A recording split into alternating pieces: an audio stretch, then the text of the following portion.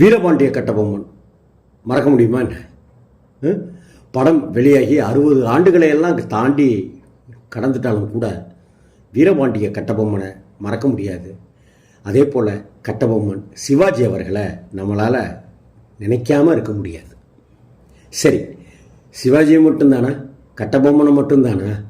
Jackson துறை இல்லை, கட்டபொம்மன் நினைவுக்கு வரும்போதெல்லாம் ஜாக்சன் துறை நம்ம நினைவுக்கு கண்டிப்பாக வந்துடுவார்.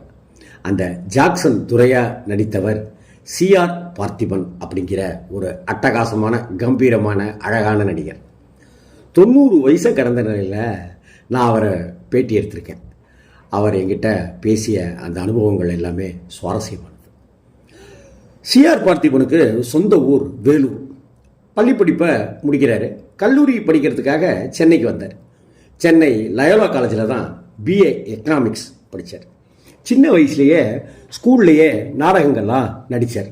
அதே போல் கல்லூரியில் நாடகங்களில் நிறையவே நடித்தார். இதையெல்லாம் தாண்டி சிவாஜியோட நடிப்பும் வசனங்களும் தான் மிகப்பெரிய இன்ஸ்பிரேஷனாக சிஆர் பார்த்திபனுக்கு இருந்திருக்கு. அது அவரே மனம் வந்து பல வகையில் விஸ்தரித்து சொல்கிறார். படித்து பட்டம் வாங்கியாச்சு. அதுக்கப்புறம் எனக்கு தலைமைச் செயலகத்தில் வேலைக்கு சேர்ந்தேன், கிடச்சிது. அப்புறம் நாடகங்கள்லேயும் அப்படியே நடிச்சுக்கிட்டே இருந்தேன். சென்னையினுடைய எல்லா பகுதிகளையும் நாடகம் போட்டிருக்கோம். பல ட்ராமாக்களில் பல வேஷங்களில் நடிச்சிருக்கேன். அந்த நாடகத்தில் வீரபாண்டிய கட்டபொம்மன் நாடகமும் ஒன்று. ஜெமினி ஸ்டுடியோவில் வேலை கேட்டு அப்ளை பண்ணேன்.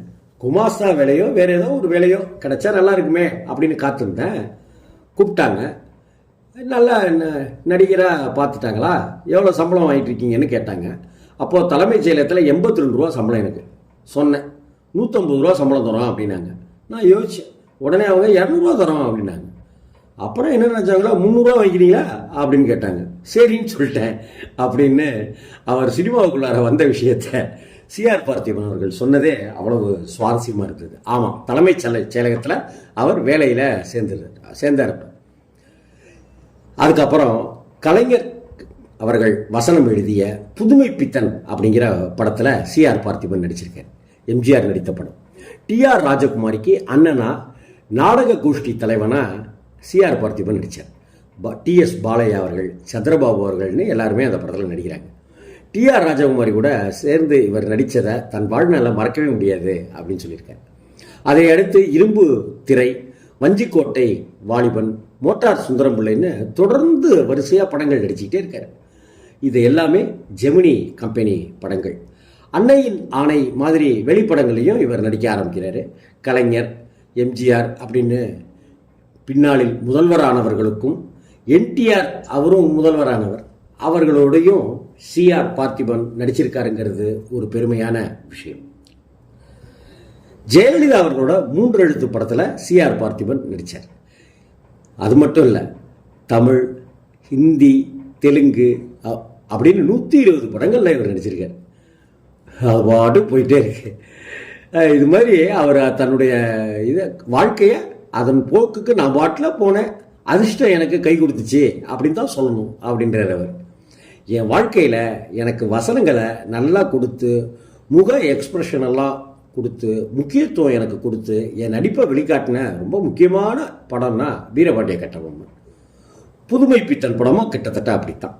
சின்ன சின்ன பாத்திரங்களில் நடிச்சிருந்தாலும் அதெல்லாம் முக்கியத்துவம் வாய்ந்ததாக இருக்கும். அந்த வகையில் பணமா பாசமா, பாலச்சந்தர் சாருடைய படங்கள், ஸ்ரீதருடைய சுமைதாங்கி படம்னு பல படங்களை சொல்லலாம். நல்ல நல்ல கதாபாத்திரங்களாக கொடுக்கத்தான். ஜெமினி கணேசனுக்கு என்னை ரொம்பவே பிடிக்குங்கிறாரு சிஆர் பார்த்திபன் சார். அந்த ஐயா சொல்லுவார், ஜெமினி கணேசனுக்கு எனக்கு ரொம்ப பிடிக்கும், எனக்கும் அவரை பிடிக்கும். நான் பிஏ, ஜெமினி கணேசன் பிஎஸ்சி. அவர் படங்களில் அவருடைய நண்பனாக பல படங்களில் நடிச்சிருக்கேன் அப்படின்னு சிஆர் பார்த்திபன் சொல்கிறார்.